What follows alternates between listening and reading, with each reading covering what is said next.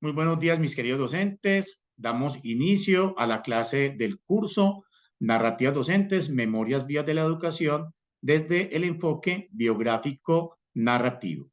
El día de hoy quiero compartir con ustedes la siguiente presentación.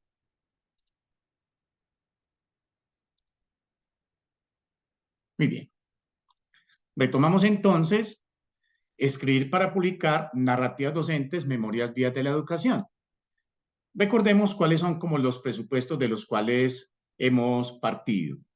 El ser humano es un creador de realidades, de mundos, de culturas y de historias.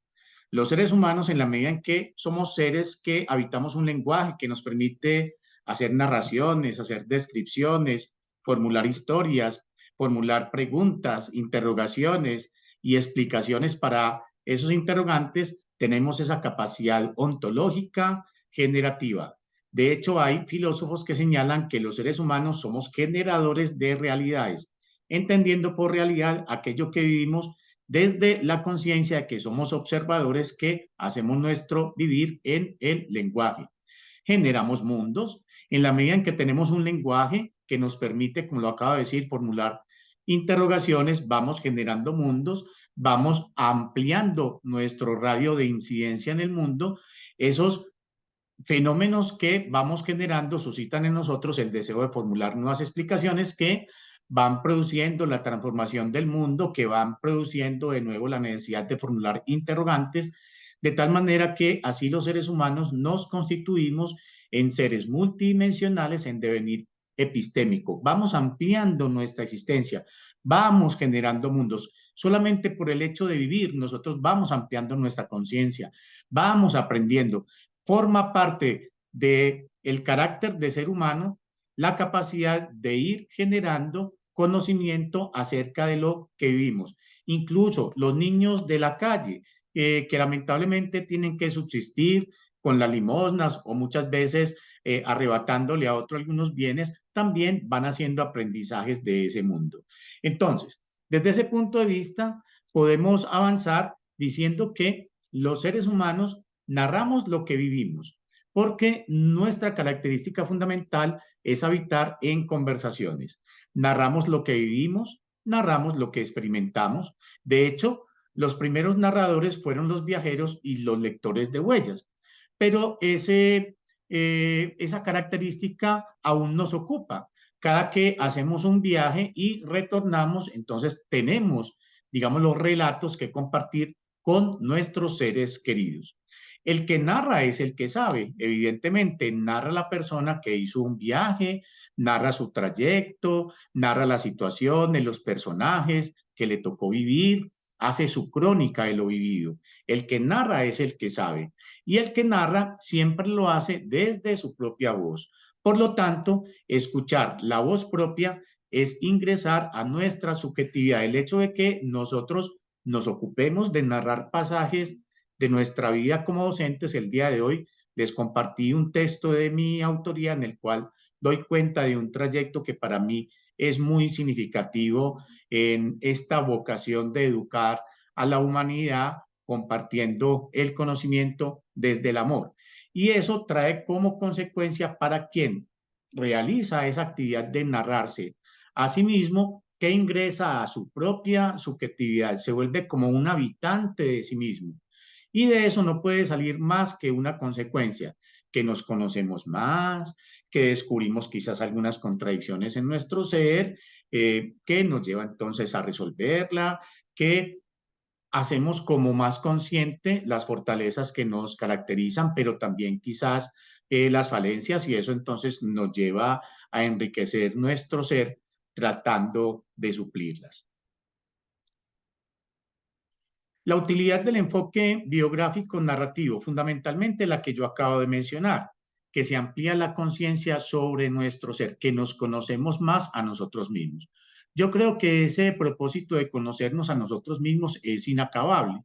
Por eso me gusta más que nosotros debemos como docentes estar en un proceso permanente de reflexión y de acción que nos lleve cada vez más a nosotros mismos a tener una familiaridad más estrecha con nuestro propio ser. Cuando una persona dice, que se conoce a sí misma no significa que ha agotado toda la dimensión de su inconsciente, sino que sencillamente ha descubierto algunos rasgos de su ser que han ampliado esa conciencia acerca de sí mismo.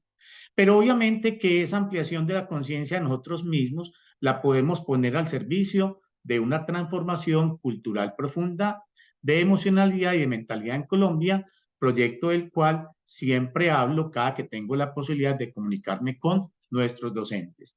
Cada que el docente se hace más consciente de sí, se hace más consciente de sus emociones, va a tener la posibilidad de ampliar esas emociones positivas y de desarrollar la capacidad de tramitar de una manera amable y constructiva aquellas emociones negativas que aparezcan en el fluir de su cotidiano vivir. De hecho, hay intelectuales que nos invitan permanentemente a que tramitemos esas emociones negativas con los otros, pensando que es lo que de pronto de manera oculta puede estar ahí. Nos invitan cuando alguien nos molesta a que miremos si de pronto esa persona tiene algo que nosotros quisiéramos tener o si quizás esa persona está exhibiendo un rasgo de carácter que nosotros portamos y que no quisiéramos tener. En todo caso, cada que nos conocemos a nosotros mismos, ampliamos la posibilidad de introducir una sabiduría en la forma de tramitar nuestras propias dinámicas emocionales. Yo afirmo que la emoción que le corresponde a un docente es la emoción del amor. ¿Cómo puedo yo ser un docente de mis estudiantes si yo no los amo a ellos? Y recordemos que el amor es sencillamente un dominio conductual, una forma de conducta y un sentir relacional íntimo desde el cual siento que yo soy válido y el otro, así no me guste, también siento que es válido. Cada que yo siento que el otro es válido, se abre la posibilidad de hacer las observaciones que yo considere que son correspondientes hacer desde una postura formativa. Me gusta afirmar que solo la emoción del amor es la que le permite al actuar del docente suscitar en sus estudiantes experiencias significativas porque desde la emoción del amor no intimidamos y cuando no intimidamos el estudiante deja de defenderse y cuando el estudiante deja de defenderse se abre la posibilidad de que reflexione y que se dé quizás cuenta de lo que aún él no se ha dado cuenta y por lo tanto no ha podido hacerse responsable. Por esa vía es que la ampliación de la conciencia nos inclina también a promover la reconciliación. Estamos en un momento en nuestro país en donde estamos descubriendo que múltiples actores armados y no armados, legales e ilegales, con el propósito de contribuir quizás a Colombia mediante la fuerza, lo que han hecho es ampliar los sucesos dramáticos y trágicos que todos los colombianos no queremos vivir. Y esa conciencia nos pone de cara a la posibilidad de reconciliarnos. Ya sabemos que en Colombia no hay ninguna clase social ni hay ninguna persona en particular que sea responsable de todos los males que padecemos, sino que más bien es una cultura beligerante, guerrera, conflictiva, la que va haciendo que los nuevos ciudadanos que llegan a esta sociedad vayan ingresando a esa forma de relacionarnos que lo único que produce es que entonces vayamos ampliando los antagonismos. Nos corresponde a los docentes en nuestras aulas de clase promover una Colombia fraterna y una Colombia reconciliada. ¿Y cómo lo hacemos? Viviéndolo directamente ahí, no poniéndolo en un futuro, sino invitando a nuestros estudiantes a que en nuestros encuentros académicos no difamemos de nadie, no desdeñemos la imagen de ningún colombiano, invitándolos a que le deseemos a todos y absolutamente a cada uno de los colombianos lo mejor humanamente hablando. Esa es una fórmula que a mí me parece muy productiva.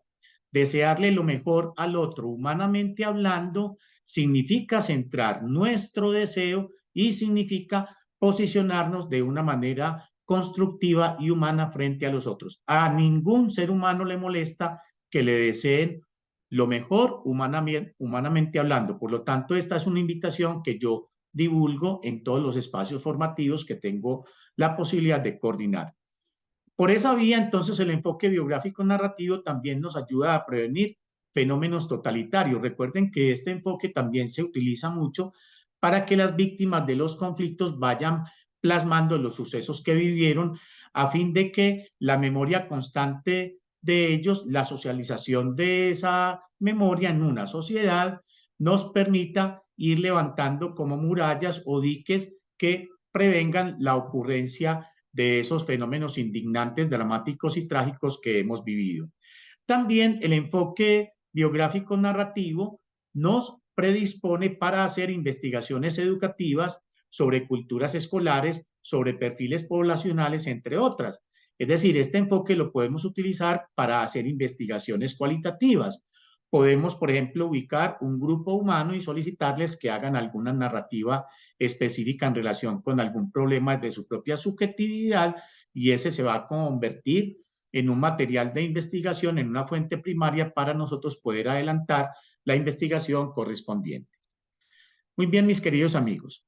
Mi diagnóstico es que vivimos en unas culturas matriarcales patriarcales que son generadoras de malestar en la cultura porque niegan el amor emocional, que constituyó el origen del humano y que fundamenta la posibilidad de generar una cultura centrada en la conservación de la ética, la inclusión, la equidad, el bienestar, la alegría y la armonía. Y menciono esto en cada encuentro porque he asumido esta misión y soy consciente de que no voy a lograr absolutamente ningún efecto positivo si no hago que mis colegas docentes abracen este mismo propósito. La idea que yo promuevo es que cada docente promueva en sus aulas de clase y en sus hogares culturas en donde no haya dominio, donde la mujer no tenga el mando, donde el hombre no tenga el mando, donde el docente no se sienta un ser superior a sus estudiantes, donde el docente cree un clima desde sentir aprecio por todos y cada uno de sus estudiantes, incluidos y quizás más a aquellos que son un poco díscolos, que no entran en una relación empática con nosotros, porque quizás es a esos a los que más amor debemos destinarles. Si los docentes generamos en nuestras aulas de clase culturas horizontales, culturas matrísticas, donde no haya autoritarismo, donde no difamemos de nadie, donde no desdeñemos la imagen de ningún colombiano, donde le deseemos a todos y a cada uno de los colombianos lo mejor. Humanamente hablando, no vamos a estar hablando de una posible Colombia armónica, sino que sencillamente la vamos a estar viviendo de una vez en nuestras aulas de clase. Nos vamos a constituir entonces en unos promotores culturales de una forma de relacionarnos que sea efectivamente humana. Muy bien, recordemos que tenemos unos recursos para poder adelantar nuestra tarea escritural. En la última ocasión les compartí un video de mi autoría que se llamaba precisamente La cocina de la escritura, escribir para publicar. Espero que lo hayan visto. En ese video explico de una manera detallada una de las técnicas de escritura de Daniel Casano, que él comparte en su libro La cocina de la escritura. Ese título es muy bonito. ¿Por qué? Porque me parece que ese título nos muestra que escribir es el fruto de una consagración a la realización de unos pasos que, si nosotros los seguimos de una manera consciente y detallada, van a dar por resultado la obtención de un relato biográfico muy bien elaborado, muy bien construido, del cual nos vamos a sentir satisfechos. Hay personas que tienen una habilidad especial para escribir, se sientan y quizás lo hacen de un solo tiro, como se dice coloquialmente. Yo no soy de esas personas. Yo soy un artesano de la escritura, me gusta mucho escribir. Y esta herramienta de Daniel Casani, la técnica de la escritura por lluvia de ideas, se constituyó para mí en esa entrada al mundo de la escritura, simplemente aplicando esos pasos en relación con un propósito que yo quería plasmar. Escrituralmente he ido desarrollando esa capacidad y eso nos corresponde a todos, ser artesanos de la escritura. Todos tenemos esa capacidad y apoyándonos en las técnicas adecuadas, teniendo el deseo de sacar adelante ese propósito, sin duda que vamos a alcanzar unas narrativas que vamos a poder engrosar o que vamos a poder contemplar en el libro que vamos a publicar el próximo año. Espero que eso lo podamos cumplir. Entonces recordemos la técnica de escritura por lluvia de ideas. Primero, hacemos una lluvia de ideas de una manera espontánea, colocamos en el centro de una hoja el tema sobre el cual queremos escribir, en este caso sería mi trayecto biográfico docente, y empezamos a plasmar todas las ideas que se nos ocurran sin ir a reprimirlas, sin ir a evaluarlas. Las plasmamos de una manera muy espontánea, todo lo que se nos ocurra. Luego, vamos a identificar esas ideas que nosotros plasmamos y vamos a reunirlas por semejanza. Cuando tengamos reunidas algunas categorías por semejanza, entonces las vamos a categorizar, es decir, les vamos a colocar un nombre como que las represente. Luego vamos a hacer una jerarquización. ¿Qué significa eso? Que vamos a establecer un orden para ir escribiendo sobre esas categorías, perdón. Vamos a establecer un orden para ir desarrollando esas categorías de manera escritural. Podemos complementar esa jerarquización con un plan de escritura. Después de ver de cuál categoría vamos a hablar en primer lugar, en segundo, en tercer y en último lugar, antes de pasar a escribir, podemos entonces pensar en los recursos retóricos que vamos a utilizar para desarrollar cada una de esas categorías. Si tenemos alguna vivencia, si tenemos alguna situación en particular, si tenemos algunas referencias bibliográficas, si pretendemos introducir las citas de otros autores y demás. A renglón seguido nos damos a la tarea de escribir y por último nos damos a la tarea de perfeccionar nuestro escrito. Actividad a la que estoy aludiendo con la palabra borrar. Después de tener nuestro primer texto, nos damos a la tarea de pulirlo, de sacarle brillo, de evitar las imperfecciones, de mejorar las articulaciones entre las ideas, entre los párrafos, entre las situaciones. También nos damos a la tarea de sintetizar nuestras expresiones, porque si no tenemos muchos hábitos escriturales, tendemos a escribir como hablamos y generalmente nosotros hablamos de una manera repetitiva. Pero un texto argumentativo, como es el caso de nosotros, o digámoslo más bien, un ensayo, como es el caso de nuestros escritos, se hace más atractivo para un lector entre más ágil sea, entre más sintético sea, entre menos vuelta le da las cosas. Por eso la palabra borrar es muy importante. A veces una frase que tiene 20 palabras la podemos reducir a 15 palabras sin restarle un sentido y dándole más agilidad a la expresión. Daniel Casani también nos propone la técnica de la estrella. Estas técnicas no son excluyentes ni más faltaba, pueden ser complementarias. Entonces, cuando tú tengas alguna situación que tú quieras plasmar en tu narrativa, puedes preguntarte acerca de ella: ¿quién? ¿Dónde? ¿Cuándo? ¿Por qué? ¿Cómo? ¿Cuántos? ¿Qué? ¿Y cuál? Y todas esas preguntas lo único que van a hacer es que van a estimular nuestras memorias y nos van a dar más material escritural para ponerlo al servicio de nuestra narrativa. También está la técnica del cubo, que está conformada por una serie de imperativos que cumplen con la misma función: ampliar los recursos escriturales para la elaboración de nuestra composición. Descríbelo, compáralo, relaciónalo, analízalo, aplícalo, argumentalo. Por favor, noten ustedes que estas técnicas las podemos poner al servicio de nuestro trabajo pedagógico y didáctico en el aula de clase. Incluso lo podemos poner al servicio de la elaboración de textos audiovisuales que a nuestros estudiantes tanto les gusta. Pero para esto es muy importante mostrarle a los estudiantes las ventajas del lenguaje escrito. Yo considero que es muy importante darle lugar a las nuevas técnicas que los desarrollos tecnológicos nos van brindando, pero no por ello debemos olvidar esas técnicas que han acompañado a la humanidad durante milenios y que han dado por resultado que nuestra estructura cognitiva se cualifica. La escritura es una técnica de primer orden, no porque sea realizada con elementos rudimentarios como es el lápiz y el papel o el computador, que ya es un recurso más sofisticado, deja de ser una tecnología asombrosa. No podemos dejar que la inteligencia artificial nos arrebate esta capacidad. No podemos dejar que sea la inteligencia artificial la que haga las composiciones escritas de nuestros estudiantes.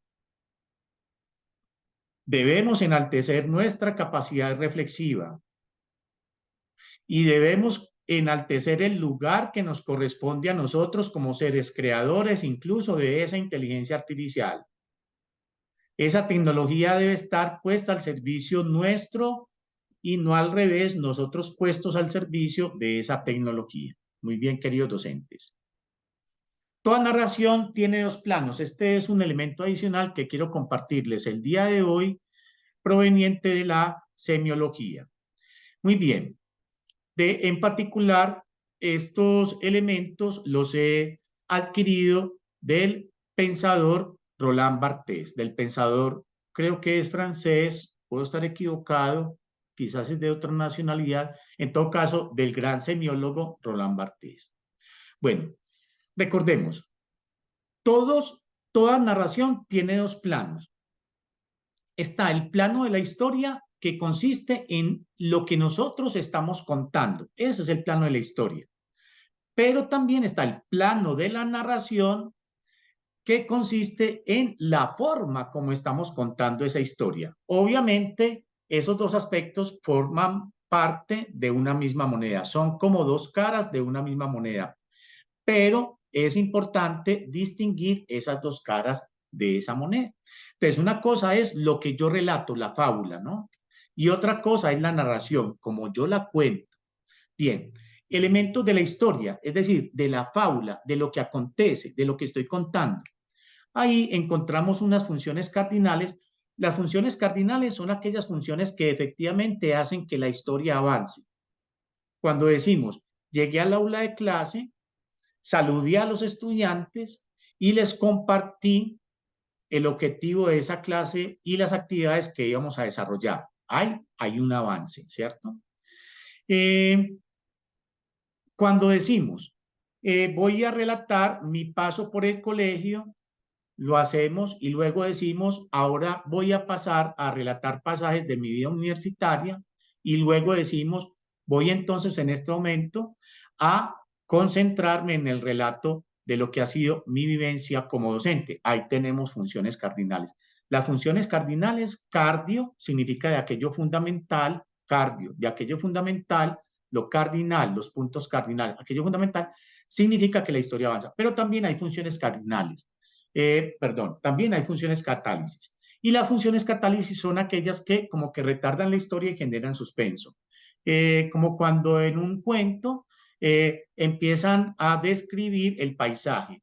Entonces estaba la luna que se veía tras los guaduales, se escuchaba el ruido del arroyo y los últimos cantos de los pájaros. Ahí no ha pasado nada de la historia. Ahí se está ambientando la historia, pero eso también es fundamental. Están los indicios, que son aquellas alusiones, que hacemos, son informaciones que no damos de manera explícita. Hay una afirmación de Julio Cortázar en un cuento en donde él dice, entonces decidí salir a caminar bajo la lluvia para que nadie se diera cuenta. Ahí nos están dando un indicio de que él estaba en una emoción de tristeza y que estaba llorando y que decidió salir a caminar bajo la lluvia para que sus lágrimas se confundieran con los flujos de lluvia que caían sobre su rostro. Y también están los informantes, que ya sí son informaciones explícitas que nosotros damos, como cuando decimos, este estudiante vivía en una vereda, no tenía padre, su mamá tenía que velar por 8 hijos, etcétera, etcétera. Ahí estamos dando informaciones concretas. Muy bien, ahora, en el plano de la narración, que corresponde a la forma como yo cuento el relato, a la forma como lo expreso, ahí podemos entonces también identificar varios elementos. Está el narrador intradiegético, diégesis significa historia. El narrador intradiegético es aquel que participa de la historia, que va a ser el lugar que van a ocupar ustedes en sus narraciones, porque ustedes van a contar las historias que ustedes han vivido. Pero también tenemos narradores extradiegéticos y de pronto ustedes también tengan que ocupar esa figura. Si de pronto en sus narraciones ustedes deben relatar historias que no vivieron, de pronto historias de un estudiante o de un colega o de un padre de familia. Está el narrador omnisciente, que es aquel como que tiene una capacidad de introducirse incluso en la subjetividad de los actores de la historia. Está también el equisciente, que es aquel que tiene un nivel de conciencia similar a el de los otros participantes de la historia. Y está la figura del narratario. La figura del narratario corresponde a aquellos a quienes estamos destinando nuestra narración. Recordemos el libro de ética para Amador. ¿Quién es el narratario del libro de Fernando Sabater? Amador. Él le está escribiendo a Amador, ¿cierto? Entonces ustedes pueden elegir a quién le van a escribir, si le van a escribir a un público en general o si le van a escribir a un público en particular, si le van a escribir a una persona también determinada. Pero lo normal de estas narraciones es que vamos a escribirle a las comunidades a las cuales nosotros pertenecemos. Es decir, vamos a escribir nuestra historia para que colegas nuestros la puedan comprender. Y está el narrador, el narratario extradiegético. Bueno, perdón, entonces está ahora, dentro de la figura del narratario tenemos dos alternativas. Intradiegético, si aquella persona a la cual yo le estoy relatando la historia está dentro de la historia. Es el caso de un cuento que se llama Carta a una señorita en París, escrito por Julio Cortázar. Él le está destinando ese escrito a una señorita que vive en París y que es un personaje de su propio cuento. Pero también está el narratario extradiegético, el cual lo podemos ejemplificar con lo que acabo de decir. Por ejemplo, si la vamos a escribir a la comunidad de los docentes, pero también pueden existir otros tipos de narratarios. Muy bien, la matriz actancial también es una herramienta que podemos tener porque ella nos permite también tener más claridades acerca de lo que queremos escribir. La matriz actancial, en nuestro caso, la podemos plantear de la siguiente manera. Vuelvo y digo, esto no es para que lo escribamos, sino para como que nos ubiquemos más en relación con lo que nosotros queremos hacer. En este caso, el sujeto somos nosotros. El objeto, entonces el objeto es aquello sobre lo cual tú quieres escribir. El propósito de tu escrito. ¿Qué quieres que ese escrito represente para ti y para las personas que lo lean? ¿Quién va a ser el destinador?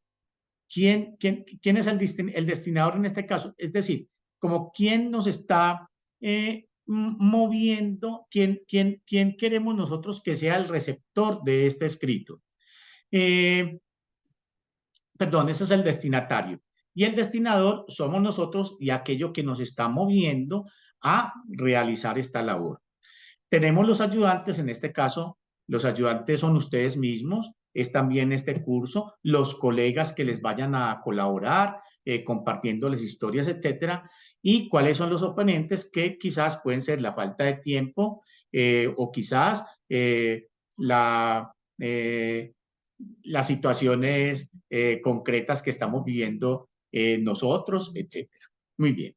Esta matriz actancial también es muy interesante utilizarla para situarnos en relaciones de poder que nos corresponde vivir diariamente, ¿cierto? Muy bien. Pero digamos que eso no es como el motivo central de esta reflexión del día de hoy. Muy bien. Para poder desarrollar y plasmar nuestro escrito de una manera artística, es muy bueno que tengamos herramientas de apoyo.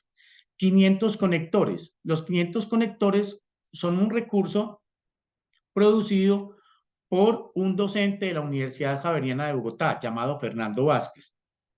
Este recurso lo encontramos en Google. Él nos comparte mediante este escrito 500 formas diferentes de comenzar un párrafo, porque a veces nos podemos ver limitados en cuanto a ese plan. Es muy bueno tener a nuestro alcance un diccionario semántico para nosotros de pronto enriquecer nuestros recursos expresivos. También es bueno tener un diccionario de sinónimos y de antónimos Uno que me parece muy importante es el diccionario etimológico. Recuerden que las palabras, la historia de las palabras son muy estimulantes para el lector, y también tener un diccionario de símbolos. Por ejemplo, te digo, ¿con qué animal o con qué símbolo tú identificas tu trayecto biográfico docente? Identifica ese animal o identifica esa figura simbólica. ¿Cómo te sientes tú? Haz un ejercicio analógico. No, yo me siento como un ave fénix. No, yo me siento como una pantera cuidando a sus cachorritos. ¿Cierto? Y vas a un diccionario de símbolos y entonces ahí vas a encontrar unos recursos y un repertorio que te va a permitir ser más dinámico en tu escritura. Muy bien, aspectos a considerar para que podamos tener un material escritural más amplio. Podemos considerar los siguientes aspectos. Pensar en por qué elegimos nuestra carrera. Pensar en nuestras primeras prácticas, en los grupos de pares, en las experiencias escolares. La elección de la carrera docente llegó por azar o por descarte, por antecedentes o por influencia familiar, por vocación. Señale una opción y cuente una anécdota clave que lo llevó a tomar la decisión. Todos estos ejercicios van ampliando nuestros esquemas cognitivos y nuestras memorias para ponerlas al servicio de nuestra labor escritural. ¿Qué expectativas futuras tienes en tu proyecto de formación profesional? Son preguntas que sin duda van a enriquecer el abanico de recursos para poder hacer nuestra composición. Segundo aspecto a considerar para tener más material escritural: pensar en nuestras primeras prácticas. ¿Qué hechos sobresalientes vienen a tu memoria de la primera semana o mes del oficio docente? Tercer aspecto, considerar los grupos de pares. ¿Cuánto influyeron tus grupos de pares para tomar la decisión de elegir la carrera docente? ¿Quiénes nos inspiraron a seguir la carrera docente? Cuarto aspecto a considerar, las experiencias escolares. Describir acontecimientos imborrables del tránsito de la condición de alumno a la condición de maestro. ¿Qué me ha sostenido a mí como maestro? ¿Qué es lo que me motiva a mí a perseverar en el ejercicio de mi profesión?